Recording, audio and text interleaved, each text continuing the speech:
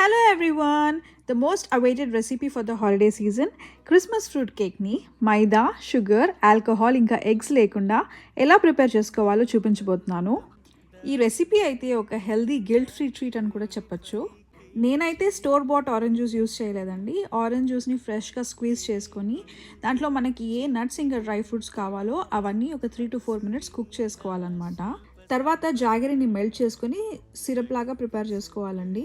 ఈ jaggery సిరప్ని already prepared మిక్చర్లో వేసి కలుపుకొని డ్రై ఫ్రూట్స్ కూడా వేసి కలుపుకోవాలండి. తర్వాత 1.5 కప్ వీట్ ఫ్లవర్, ఇంకా 1/2 teaspoon baking powder, 1/2 teaspoon baking soda, కొంచెం ఉప్పు వేసుకొని ఈ కన్సిస్టెన్సీ వచ్చేలాగా కలుపుకోవాలన్నమాట. ఓవెన్ ప్రీ హీట్ చేసుకొని 30 to 40 minutes 180 degrees సెల్సియస్లో మనం బేక్ చేసుకున్నామంటే guilt free eggless Christmas plum cake ready. మీరు కూడా ఈ రెసిపీ ట్రై చేసి ఎలా వచ్చిందో నాకు కమెంట్ సెక్షన్లో పెట్టండి. Thank you so much.